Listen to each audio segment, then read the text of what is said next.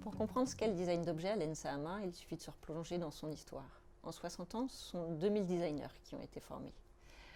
Ça représente beaucoup d'objets et vous en côtoyez sans doute au quotidien sans le savoir. Ce réseau, qui est très étendu, c'est en partie ce qui fait la force de la formation. C'est ce qui nous permet de développer des partenariats. C'est aussi ce qui nous permet au fur et à mesure d'accompagner les élèves dans l'intégration professionnelle. Et enfin, c'est ce qui nous permet de réajuster petit à petit la formation à l'évolution du métier.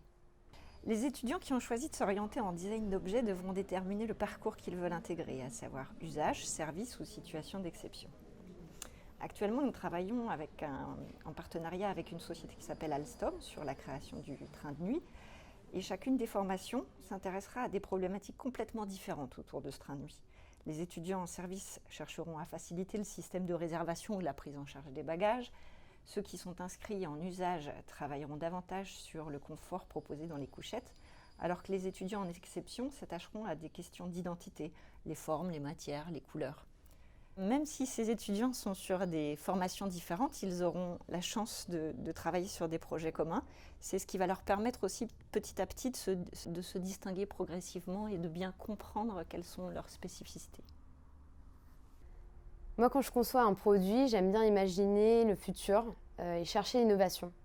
En première année, on a travaillé sur la consommation de l'eau du robinet. Mon idée, c'était de travailler sur les procédés qui permettent l'évaporation plus rapide du chlore pour améliorer le goût de l'eau. Avec l'aide d'un chercheur scientifique, j'ai mis au point une carafe filtrante afin de réduire la consommation de bouteilles en plastique dans le monde. Dans le parcours Exception, on s'intéresse à l'histoire des objets, mais aussi à leur fabrication. On va parler par exemple de faïence, et tout d'un coup on va s'intéresser à l'histoire de la faïence, ce que ça implique. Et arriver à retranscrire ça dans les objets, c'est hyper important, c'est de la sensibilité. Capter par exemple un détail dans un fauteuil, une chaise, une matière, c'est ça qui est hyper intéressant en Exception. C'est parce qu'à partir de cette matière, on va en créer et en découler toute une histoire. Et c'est ça, je pense. C'est le regard, et c'est ce qu'on apprend en Exception. On conçoit des objets qui ont le sens du détail. C'est une curiosité qui est notre seconde nature. Et c'est une manière d'aborder le design, mais aussi le quotidien, mon quotidien en fait. Le design de service, c'est d'abord un travail de terrain. On va aller à la rencontre des gens, se mettre à leur place, faire preuve d'empathie pour essayer de comprendre les systèmes complexes dans lesquels ils se trouvent. Cette année, j'ai travaillé sur la valorisation des circuits courts. Je voulais rendre accessibles des produits de qualité et en même temps garantir aux producteurs de pouvoir vendre leurs produits tout simplement. Pour ce faire, j'ai utilisé le RER et le Transilien de manière générale pour acheminer les produits du producteur vers le consommateur. J'ai réfléchi à tout le processus de mise en contact, de dépôt et de récupération des produits et j'ai imaginé le stand, l'application et les objets qui gravitent autour. Les 3 parcours du DNMA d'objets proposent une même méthodologie de travail. Certains projets vont être menés en commun et c'est cette polyvalence qui permettra à nos étudiants de se réinventer dans leur vie professionnelle. Ce qui change d'un parcours à l'autre, c'est le degré d'approfondissement des différents savoir-faire. Chacun pourra y trouver un petit peu sa voie.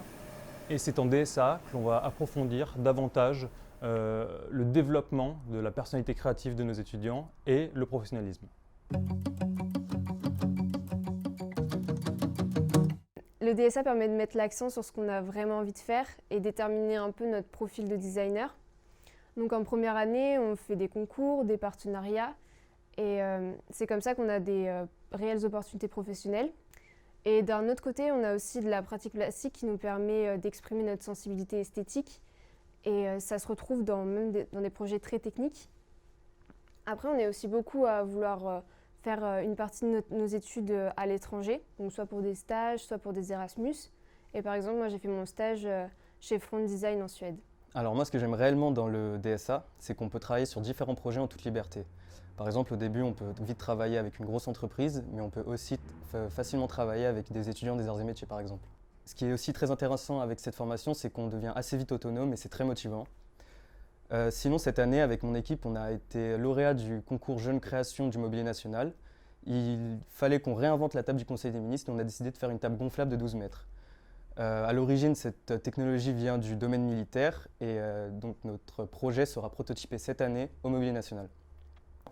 Et en plus de ça, cette année, pour mon projet de diplôme, je travaille sur un projet qui n'a rien à voir. Je travaille sur repenser la conception des sneakers.